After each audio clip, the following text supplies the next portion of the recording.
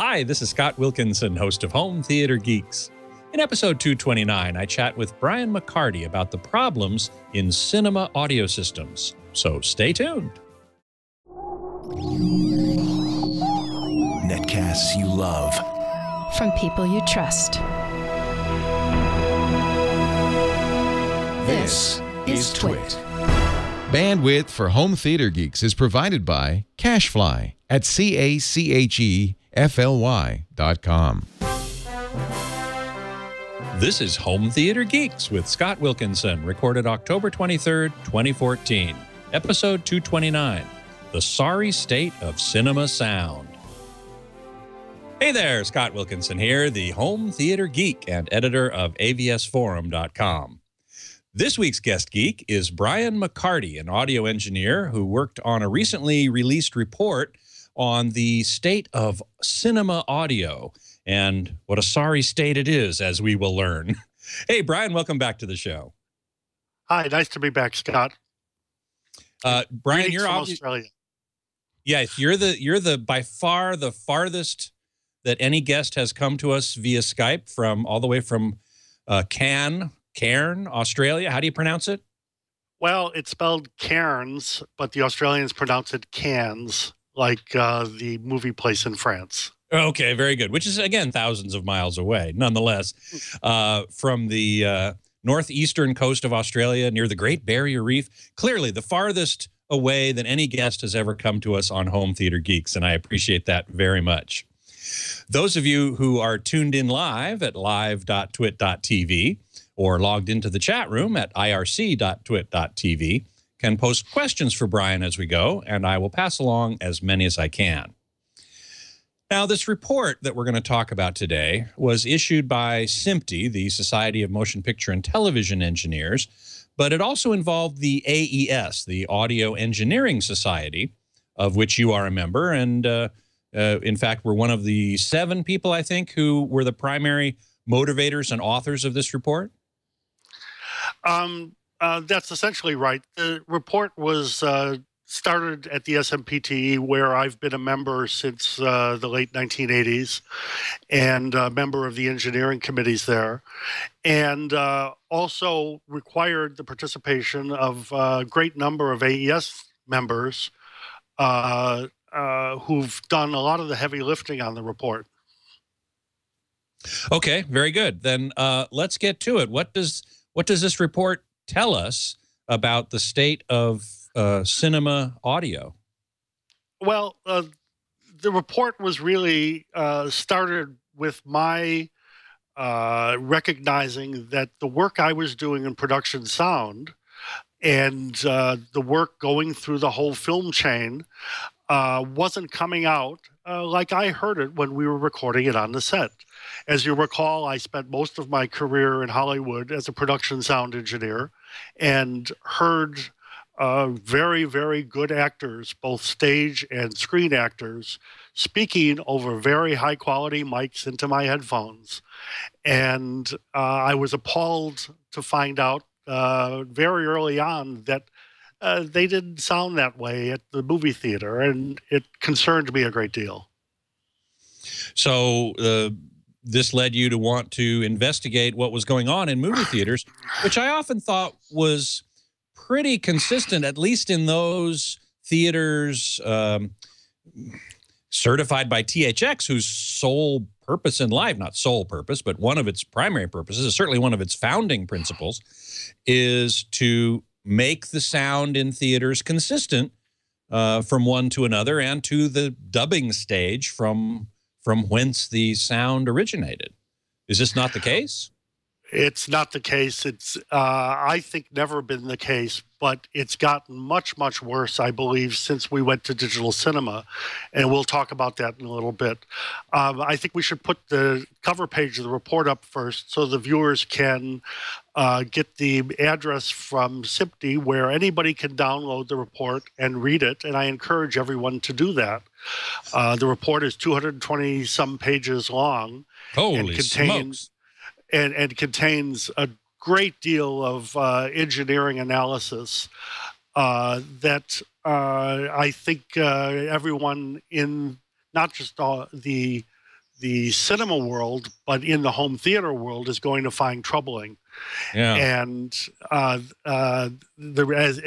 you know, the report was just released a week or so ago, on October 1st. A couple of weeks ago. And let's make sure, those of you who happen to be listening, let's make sure we know what that URL is. It's www.SMPTE.org/standards/reports.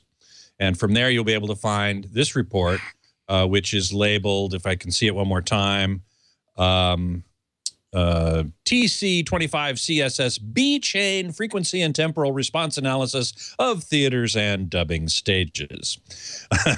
Now, those of you who are listening and not watching, I recommend that on this particular case, you go back and watch the video, because this is going to be a little unusual episode of Home Theater Geeks. We actually have a PowerPoint slide pack to show you, because there's so much information here that Brian put together a whole PowerPoint slideshow.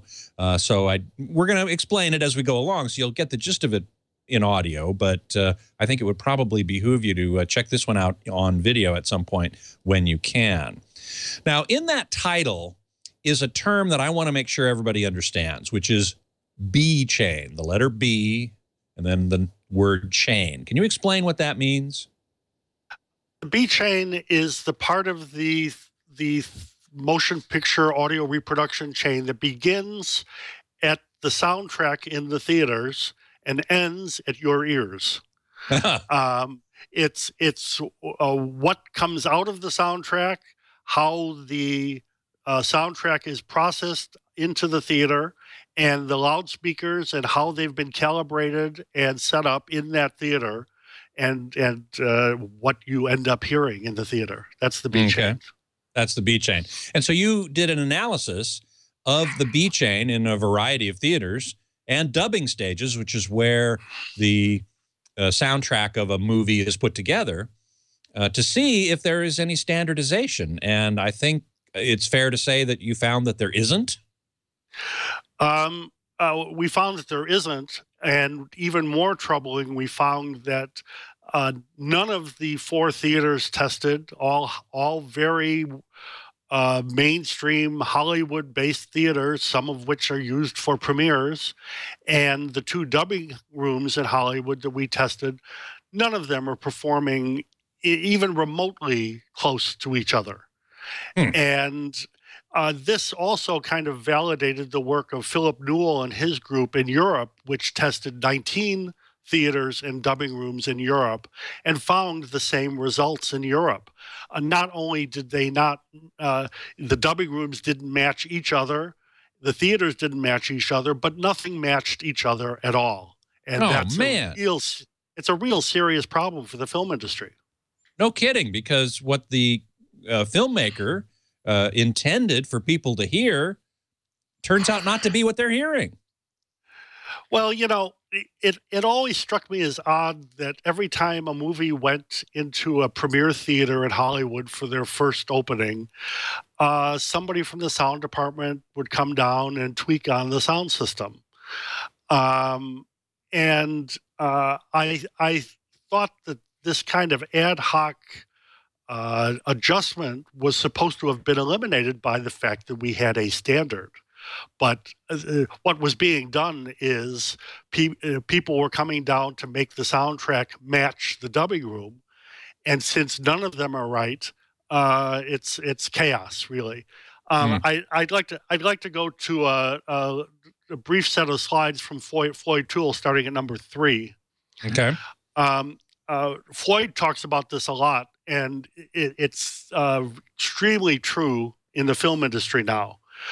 The science of audio is supposed to be servicing the art that we're making. That's what we're supposed to be doing. So if we move on,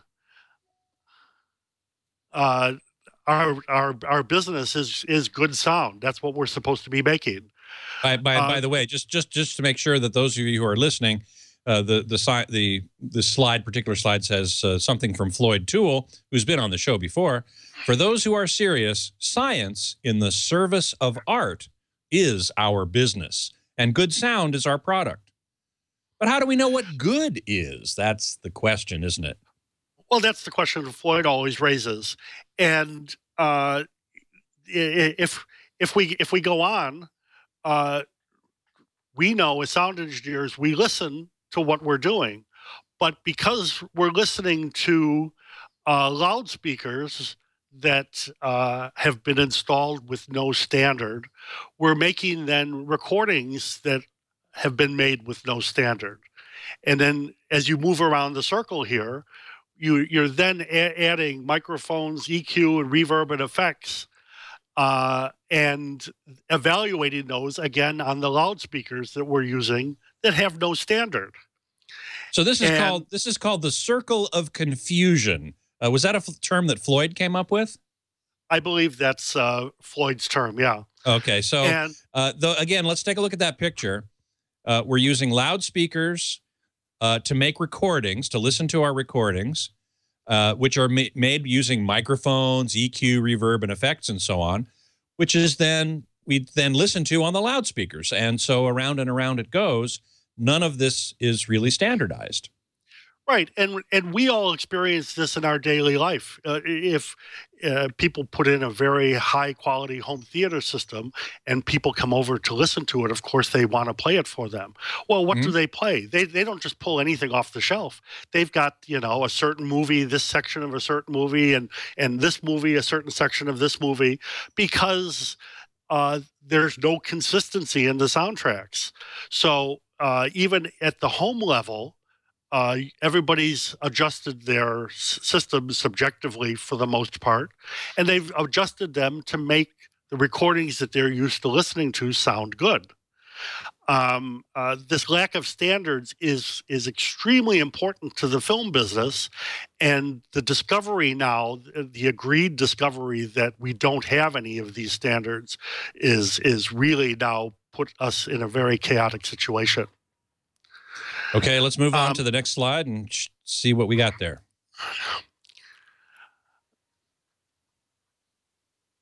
So as a result of this circle of confusion, then the next slide says, the recordings are variable, which is a point you just made. You choose the best parts of one soundtrack and the best parts of another soundtrack, but they may be very different, partly on purpose, but partly, I think, by happenstance, huh? Right. Oh, absolutely. If we could go to number 9 now. For years, we were told in the cinema business, let's go to the next one, please. We were told in the cinema business that THX had resolved these problems. This is a quote out of Tom Holman's book on film and television sound. Calibrated frequency response to match the X curve, typically accomplished by loudspeaker design and third octave room EQ, which helps to standardize timbre perception. Well, this is wrong. We know this is wrong. You can't equalize a room. And we've got now tens of thousands of movie theaters around the world where we've taught them to chase the X curve with equalization, that all it's doing is making the speakers sound worse. Huh. We talk about equalizing a room all the time. So this is kind of an interesting approach or a view of the thing. But first of all, I want you to tell us what does X curve mean? The X curve is a standardized roll-off that's kind of evolved in the cinema business since the beginning of audio in the 1930s. At the beginning, we had what was called the Academy curve, and it was a roll-off both in the high and low frequencies, and basically it was designed to act as a brute force noise reduction, because at high frequencies and low frequencies, we had a lot of optical noise, and it protected the loudspeakers because the loudspeakers couldn't do full bandwidth. As we moved into Dolby Stereo and Dolby Digital and DTS and all the more modern soundtracks, the curve was extended. The knee now is at 2 kilohertz, but it still has a very sharp roll off on the high end. And I quite frankly don't understand why we kept it. Because clearly loudspeakers are capable of being produced that are flat or very close to being flat for live concerts, for example, for other high power venues. But you know, the X curve would be fine if everybody made their movies to the X curve and then reproduced them to the X curve, much as the way as the RIAA curve was used for vinyl. But what we found now is that nobody's making it to the X curve and nobody's reproducing it to the X curve. Well, that does make it a bit of a problem, doesn't it? So tell us now about why you can't equalize a room. Well, if you're using relatively good quality loudspeakers in a room, in a movie theater, you're sitting in primarily the direct field of those loudspeakers. The measurement technique we've used in the standard has used pink noise and real-time analysis, which the music industry stopped using in about 1968 because you're measuring modes of the room. You're not measuring the loudspeakers and what they're doing in the room. And, you know, our hearing is very capable of tuning out the room as long as there aren't any big anomalies like an echo, a flutter echo, or that sort of thing. Our hearing very quickly settles on what the loudspeakers are doing. Well, in real-time analysis, if you're measuring one location, it's going to have all these peaks and valleys. And instead of just saying, well, that's an anomaly of the measurement technique, what everybody's been doing is trying to fill in these peaks and valleys with equalization, resulting in a direct sound out of the loudspeaker that no longer is coherent, no longer has any fidelity. And that's what you're listening to. Let me just give everybody a look at what a real-time analyzer looks like. Those of you who are listening will have to imagine, but if you turn the camera back on, John, you will be able to see on my cell phone here. Yeah, I can see it, Scott. Oh, for some reason my my return video isn't working then. Yeah, but if you can see, okay, if you can see this, then you can see what a real-time analyzer looks like. It basically tells you the level of the sound that you're measuring in different frequency bands from low to high. So anyway, I just wanted to give everybody a sense of what a real-time analyzer looked like. And that's the kind of tool that you use with pink noise and you put pink noise into the room, pink noise being a type of noise that has all frequencies in it. And then you look and see where the peaks and valleys are, as you say. Well, and you know, when the text would go into the room, using pink noise, if you move the microphone 6 inches, the display changes because you're measuring now different room modes. You're not measuring the direct field out of the speakers. So somehow this myth got started that you had to go recalibrate movie theaters frequently because something drifted. Well, nothing drifted. The measurement technique is wrong. It's completely wrong. On slide number 14, there's a graph showing what the pink noise should look like on an analyzer, what everybody's been taught to look for on their real-time analyzers when calibrating a movie theater. The charts that I'm going to show you in a minute are from movie theaters and dubbing rooms that were calibrated with this technique. But now when we look at them using FFT analysis, look at the time windows of the sound, you can see what the speakers are really doing and what the people are really hearing. Okay, so now we're going to take a look at the actual results of some measurements, not done with a real-time analyzer, but rather with fast Fourier transform, or FFT, which is a similar type of measurement, but well, tell us about it. Well, it's shows exactly what the loudspeakers are doing as opposed to what the room is doing. Once we've decided that the audience is hearing primarily direct field out of the loudspeakers, it's important to know what the loudspeakers are putting into the room. I would say so. And all of the measurements that were done by the SMPTE committee went into all of these facilities and tested them as they were found. There were no changes made to the systems at all. We just measured what was there. And so the first two graphs I'm going to show you are two Hollywood dubbing rooms. With the green X curve is superimposed on both of these graphs. This is the center channel out of two different dubbing stages in Hollywood, both wildly different. Not just in the low frequency, which is a separate issue really, but all through the voice band, all through the mid-range, and all through the high frequency bands. Both of these are wildly different and would not be putting out anything like the same kind of soundtrack from a movie. Mm. I mean, it looks to me like they are more or less in a very vague general sense following the X curve. That is, the higher frequencies are generally falling off.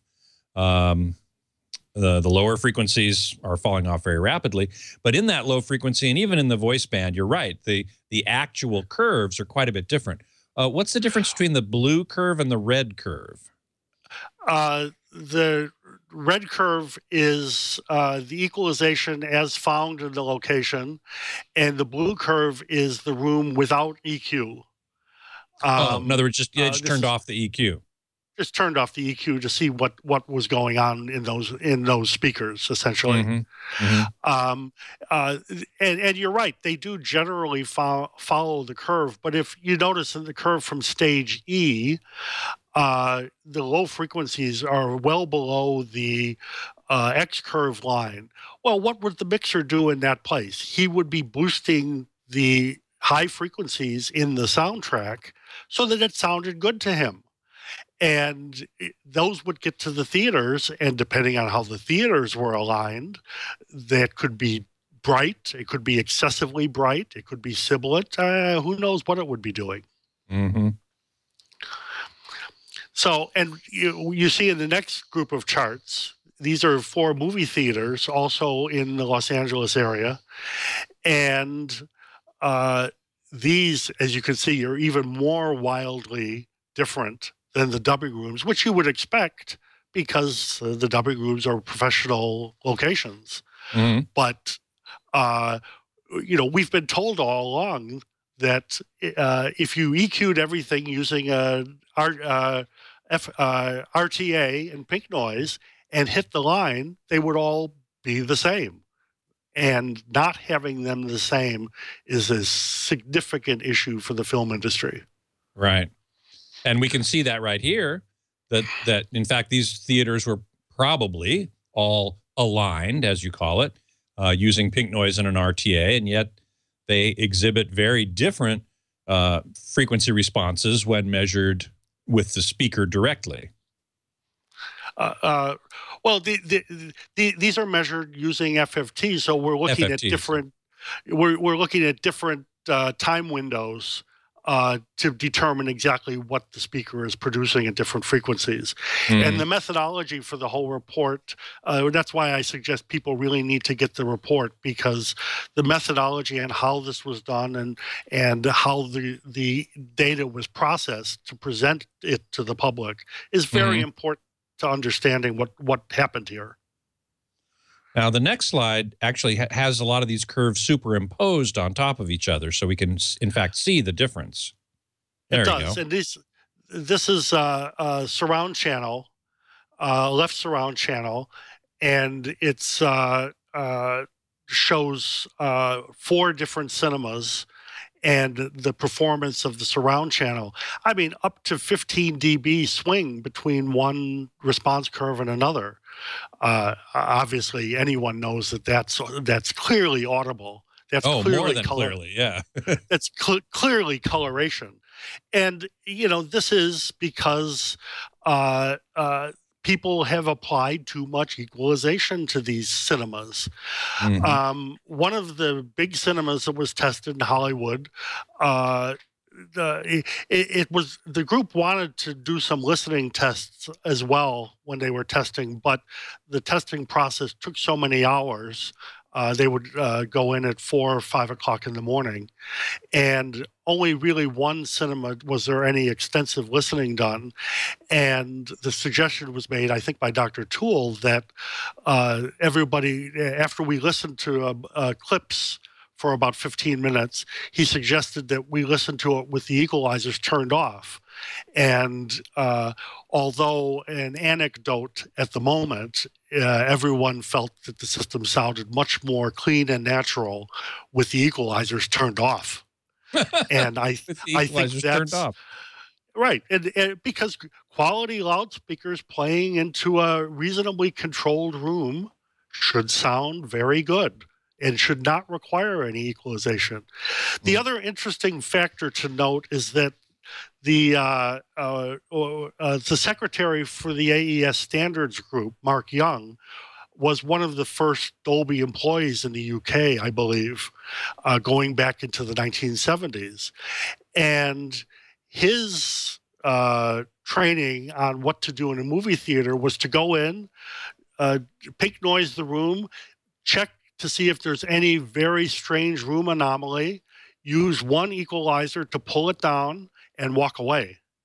Somehow, that very sage advice got lost over the 30 years we've been doing that. BRW Saw in the chat room is wondering about, and so do I, about taking these measurements in a variety of positions, or were they only taken in one central location in the theater? No, the measurements were all taken in the 5 measurement positions called out in the SMPTE standard in S202. In the movie theaters and in the dubbing rooms, they were taken at the mixed position, I think, primarily. And again, the methodology for how all of these tests was done is very carefully documented in the report. Okay. Blue in the chat room asks, could you hear these differences? Clearly you could. As you said, you only had one opportunity to really do any serious listening, but there were clearly obvious audible differences. Oh, absolutely. And I mean, I had Dolby training in the 1980s, and I aligned my fair share of rooms, and I was using virtually no EQ in the rooms, and just by instinct, really, because I'm not an engineer. I'm from the creative end of the process. I'm a listener, and I just want things to sound like I recorded them. Charlie X in the chat room is saying, with seats and wall upholstery and so on, you would think that movie theaters would be quite dead. Oh, they are quite dead. The reverb time in movie theaters is relatively short. I think maybe too short for good fidelity, but that's another subject. Indeed. He's absolutely right. The movie theaters are relatively dead. Mahler Music is asking, do real people, that is movie watchers, people who go to the movies, really complain about this? I can watch a movie in a different setting and I do not really care if the sound is a little different. Well, I think what's happened, though, is that movie theater has turned into this kind of bastard subset of audio, of professional audio. And what really started to point this out is that a lot of the movie theaters want to do live concerts, classical music concerts, for example, or operas that are broadcast live. And the theater owners have found out that if they put in a good live audio feed, the system doesn't sound very good. It doesn't sound like someone's home hi-fi. It doesn't sound like a live concert. It sounds like a movie. And I think we've just decided for a long time that movies should sound somehow different than the rest of the audio world. Well, one thing that listeners do complain about a lot, including myself, is that movie soundtracks are often extremely loud. And I think part of what you've addressed in this report talks to that point, does it not? Well, there isn't much about loudness in this report. My AES technical committee has a working group that's looking at the loudness issue now. And they're Europeans. And the reason they're looking at it is because in Belgium, the government, in frustration, has passed a law that requires the Dolby processor to be turned down from its calibrated level of 7 to 4.5. For no apparent reason other than frustration. That's a horrible solution because it brings the dialogue down as well, making the movie harder to understand. But we've had a project going on for about a year now, and we have standards work underway in this area. But what we did find is that there's a large group of movies, as you would expect in a bell curve, that are relatively well behaved. But because when we went to digital cinema, we gave the sound mixers essentially 20 dB more headroom, there's a certain number of them that have decided that headroom isn't really headroom, but it's program.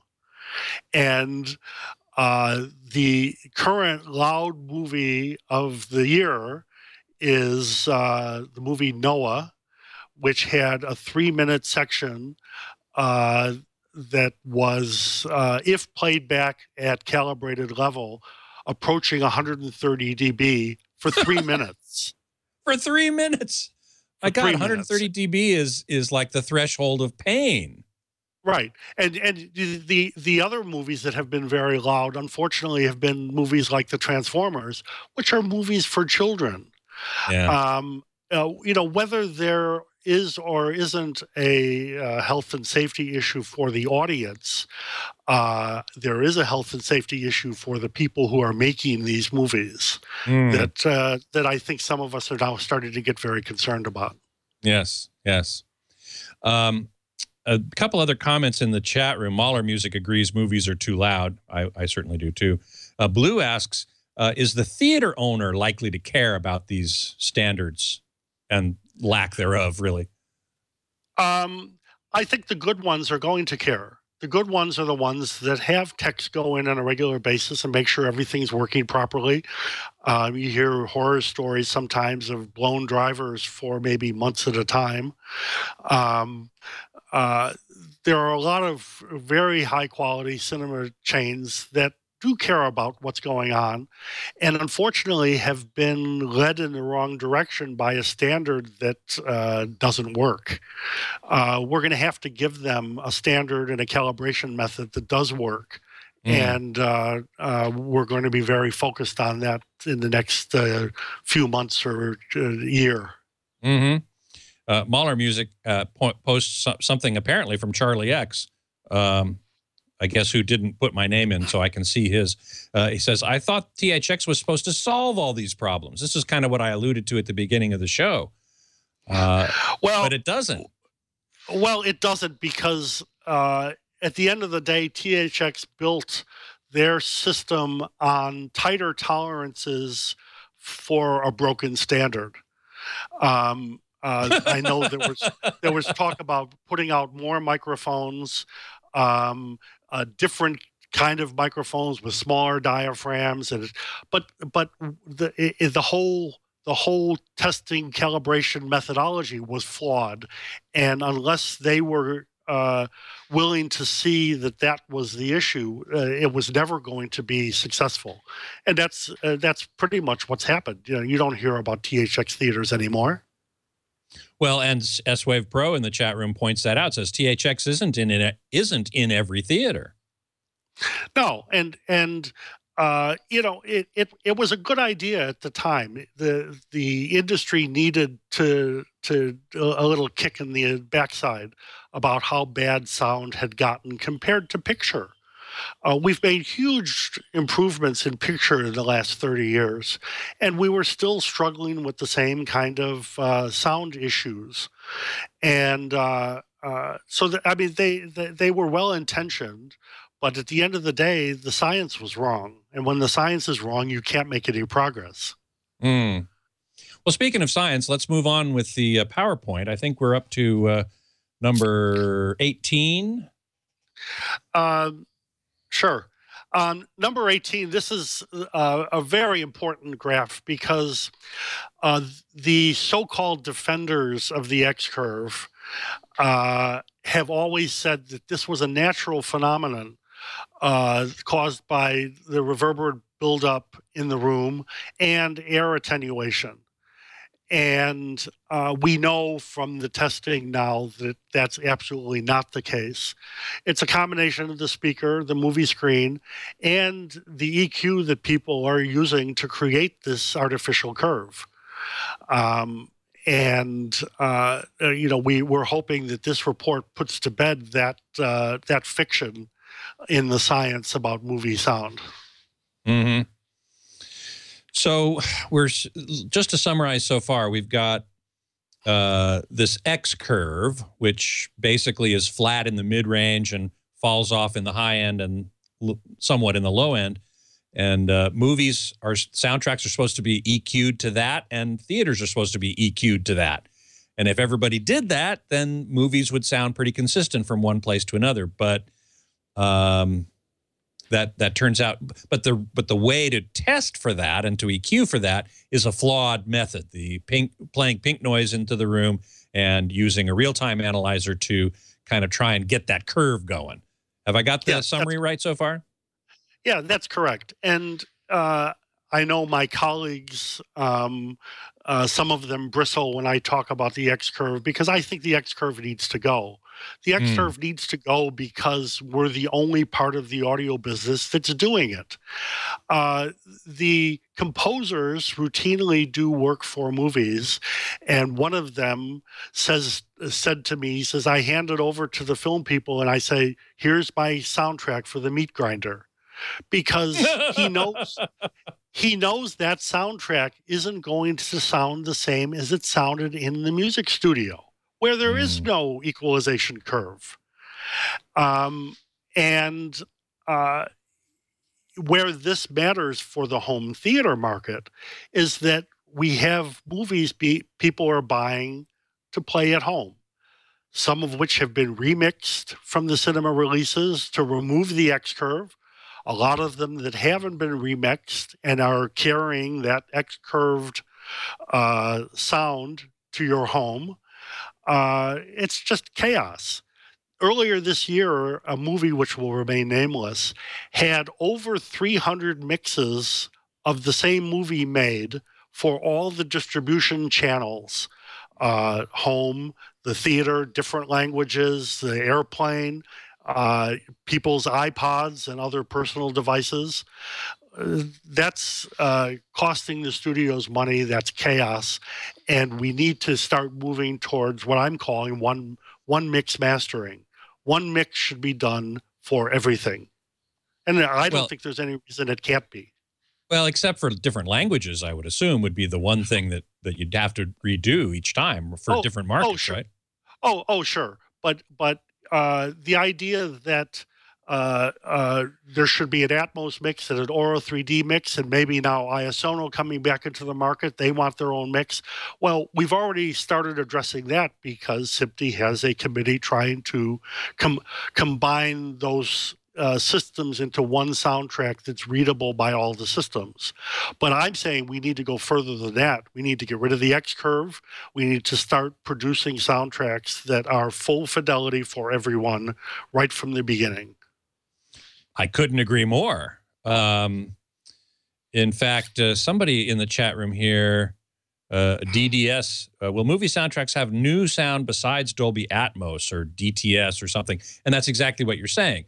Is you're working, you and your committees, the committees are working on ways in which Atmos and Auro and Iasono and so on can, in fact, coexist in the same file and be played in whatever way is appropriate on whatever system they find themselves on, right?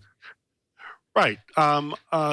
Those committees have been working hard on this subject. It's basically, I think, a geometry problem.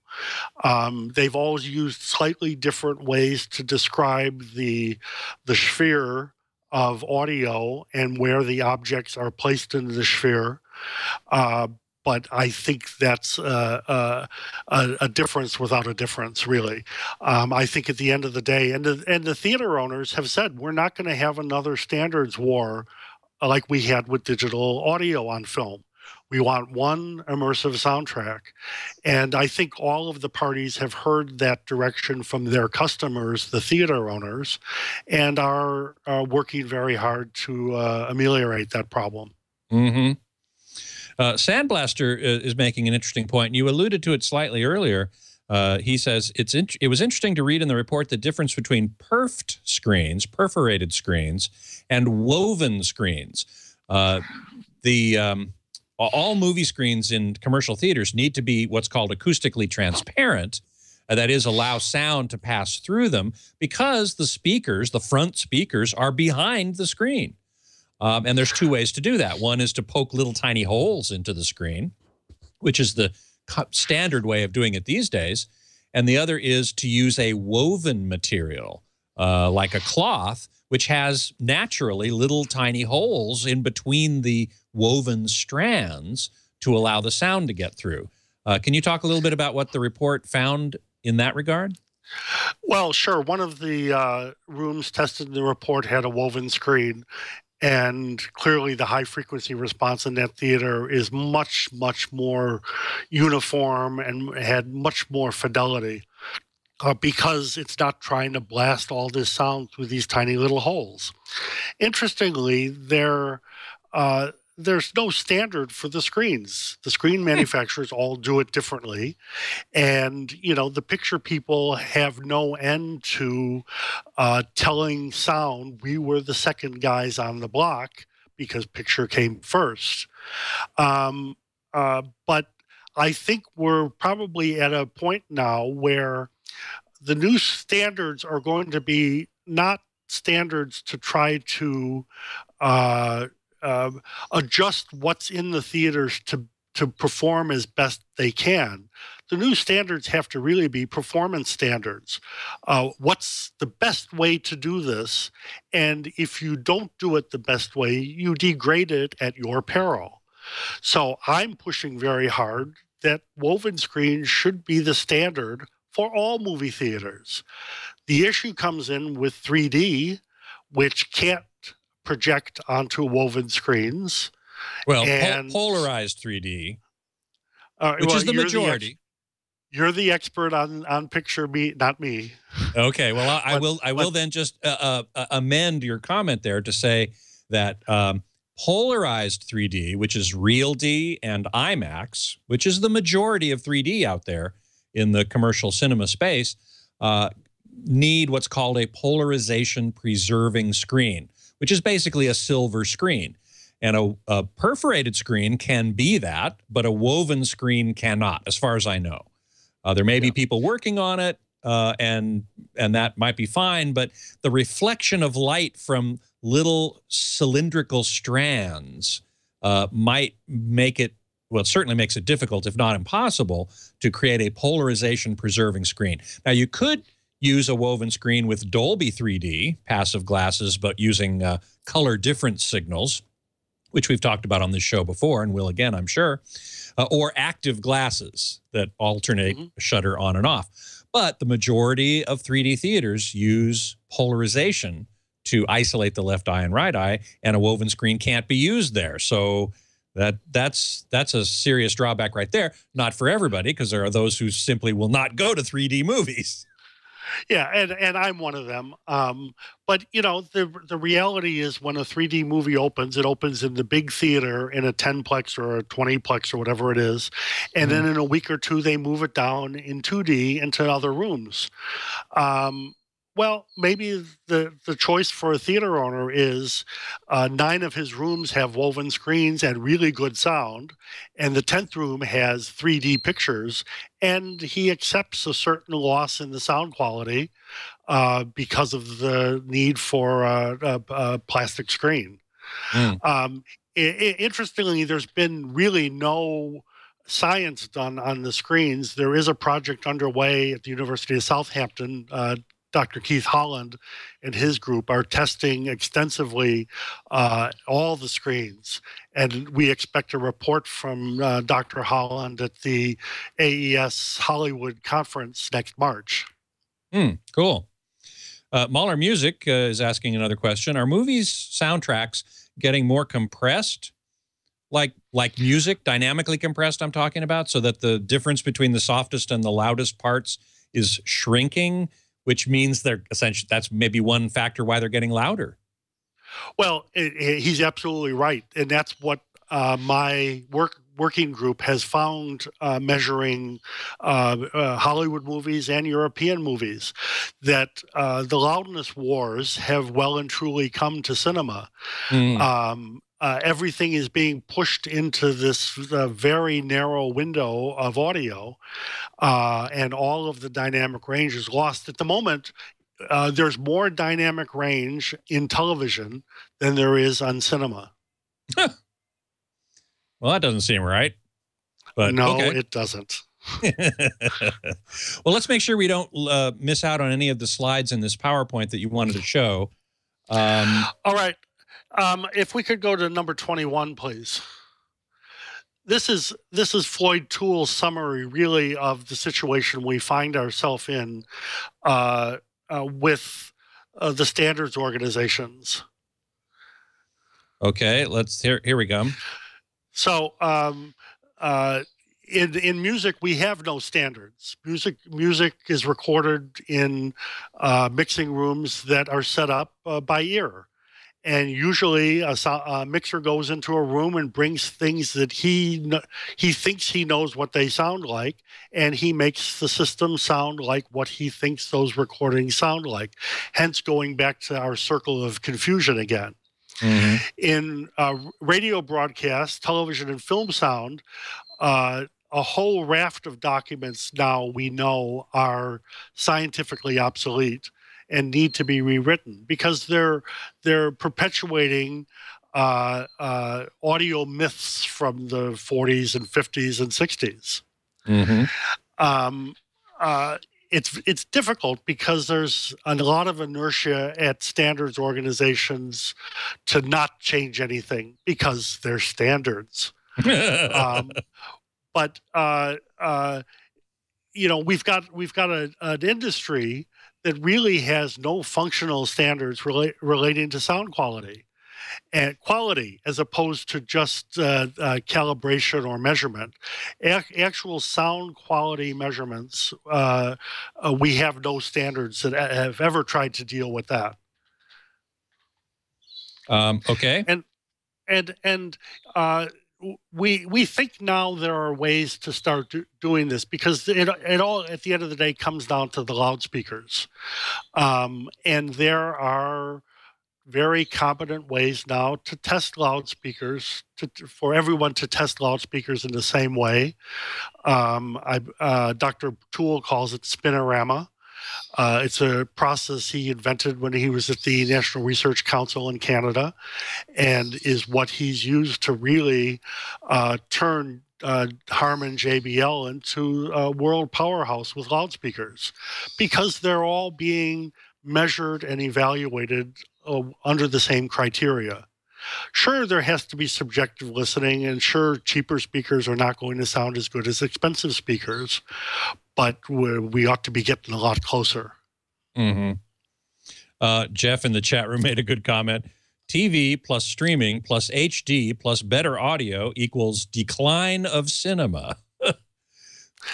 Well, you know, for decades, people have been predicting the end of the cinema experience. And you know, there's something about sitting in a dark room with 2 or 3 or 400 other people and experiencing the same thing that the director created as a very unique human experience.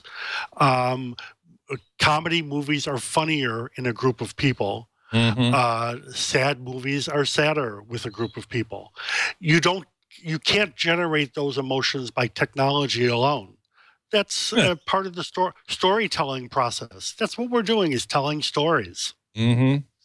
I have to agree with you, and I've heard it said all my career and much longer that that commercial cinemas are going to go away because we now have home theaters and they have bigger and bigger screens, and there's no popcorn on the floor, no gum on the floor, no kid kicking the back of your seat. Well, maybe not. But you can pause to go to the bathroom if you need to or whatever. But I find that there is something appealing to that larger communal experience, assuming that there isn't a kid behind me kicking my seat, which I haven't experienced in a while. Well, and the advent now of the immersive sound formats is making the distance between the theater and the home experience much greater again. I've heard the home theater demos of immersive sound, and I find them interesting, but there's a lot more interesting in a big room. Certainly, there is the home theater of Atmos now, and Oro coming right up. But it is a somewhat different experience than in a larger room. In fact, I wanted to ask you how the problems that you identified in this report might affect the immersive sound systems that are now being deployed in commercial cinemas. That's an interesting question. I don't know that we yet know how that's going to shake out, but I'll point out a couple interesting things. One of the drafting committee for this report was Owen Allen, who is made all the groundbreaking changes to cinema, starting with Dolby Stereo in the 70s. He's in fact been a guest on this show. Oh, we all owe a debt of gratitude to the work that Eoin did. And, so some of the standard we now know, the science has moved on. There's no blaming anybody for trying to do the best work they could at the time. So, Dolby is fully on board with this report. And interestingly, I think Atmos, which is currently being done with loudspeakers that have the X-curve pre-applied to them, will benefit from a flat frequency response, because we know the science about how we hear motion concentrates motion artifacts in the 6 to 8 kilohertz range. Well, in the X-curve, that's a range that we're busy cutting off. If that range is relatively flat through that period, I actually think the motion artifacts become more compelling. And so I think there's a bonus for having this work completed now, and I think the beneficiary of that bonus is probably immersive sound. Cool. Well, that's something to look forward to. Sandblaster in the chat room mentions that the report talks a bit about the LFE channel, the low frequency effects or subwoofer channel, and how there isn't an industry standard for mixing it. Pure LFE or left and right channels mixed in a bit and so on. How does this factor into the whole situation we're talking about?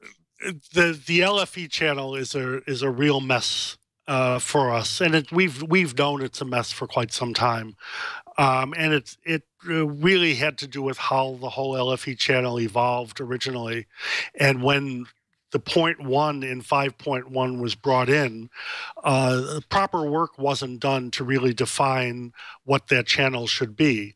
So now there's work underway to try to work to fix that problem, and it's one of the topics I know we'll have at the conference in March in Hollywood. There's going to be a lot of discussion about the LFE channel. The other thing that there's been a lot of research done by Sean Olive and others at Harman is on the number and placement of subwoofers to give you a flat frequency response in the room. And I think the number we're starting to settle on is 4. And I think in part, the discussion is putting those 4 on the ceiling. So there's more to be said about that, but I think that's an interesting development. Absolutely. Mahler Music asks, will this standard create more profits for the cinema? At the end of the day, it's all about business.